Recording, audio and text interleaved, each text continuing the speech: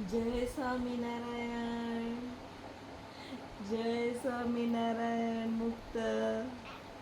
આજે આપણે સત્સંગ કરીશું. હા, બાળકોના મામાશ્રી આજે આપણે વાંચશું. વાર્તા પહેલી. હા હા, મામાશ્રી કેવા હતા? હા, એ આપણે જાણીશું હો આજે. જય સ્વામિનારાયણ. જો પહેલી વાર્તા શું કહે છે? શ્રદ્ધાવાન, સંતોષી અને નિર્મળ માતા પિતા. હે ને? ધ્રાંગધ્રા નામનું સુંદર ગામ. ગામમાં ગીગાબાઈ અને શાકુબા. હા, મામાના પપ્પાનું નામ ગીગાભાઈ હતું અને મમ્મીનું નામ શાકુબા હતું.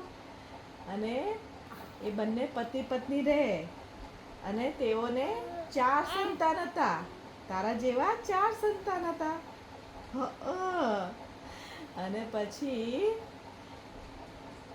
4 સંતાન, 2 પુત્ર અને 2 પુત્રી કડિયા કામ કરી જીવન નિર્વાહ ચલાવે.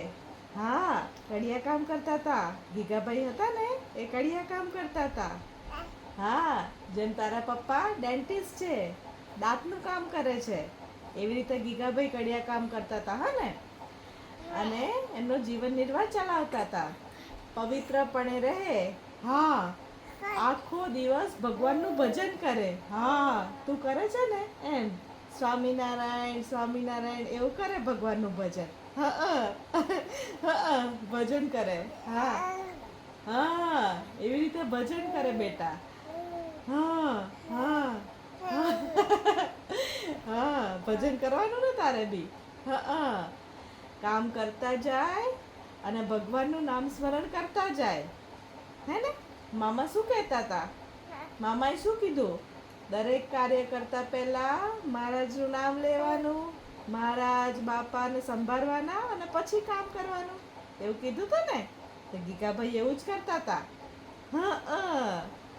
અને નામ સ્મરણ કરતા જાય, કામ કરતા જાય. અને વ્યવહાર તો સાવ દુર્બળ હતો.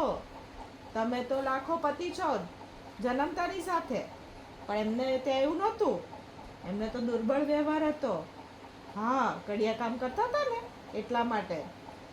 અને ખાવાનું માંડ પૂરું થાય એટલી જ સગવડ હતી અને એટલી જ આવક હતી. જે આવક આવે તેમાંથી સૌથી પહેલા શ્રીજી મહારાજનો ધર્માદો કાઢે. બોલો, આટલો બધો ખર્ચો હોય તોય પહેલા ભગવાનનો ભાગ કાઢે. મહારાજે કીધું છે ને દશાંશ વિશાંશ કાઢવાનું. તે આટલા ઓછા પૈસા હોય, 4 છોકરા હોય તોય પહેલા ભગવાનનું કાઢે. હા, કેટલું અઘરું. તો બી એ કાઢે. એમને કેટલું બધું કામ હોય, ઘરમાં કેટલો ખર્ચો હોય, ખાવાનો હોય, કપડાનો હોય, ઘર ચલાવવાનો હોય. હે ને? તો બી પહેલા ભગવાનનું કાઢે. હા, કેટલું સરસ કહેવાય. કેવું સરસ કહેવાય. તો જે આવક થાય એમાંથી સૌથી પહેલા શ્રીજી મહારાજનો ધર્માદો કાઢે. ઘરમાં બીજી વસ્તુ પછી લાવે. બધું પછી આવે. ધર્માદાના પૈસામાંથી બાળકો માટે પણ ન વધારે. એવું નહીં કે મારા છોકરા છે તો હું એને પહેલા આપું. છોકરાને તો કોને ના ગમે, છોકરાનું મોહ કોને ના હોય. પણ એવું નહીં, પહેલા શ્રીજી મહારાજનું જ કાઢવાનું. જે બી આવક આવે પહેલા શ્રીજી મહારાજ માટે ધર્માદો કાઢવાનો.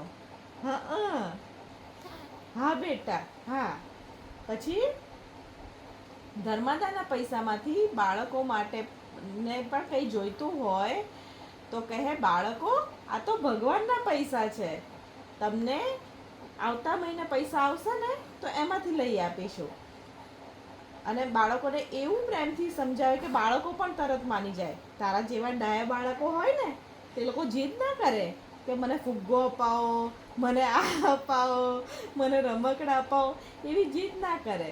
એ લોકો કે સારું, ભગવાનના પૈસા છે તો પહેલા ભગવાનને આપો. કેવા ડાયા બાળકો કહેવાય.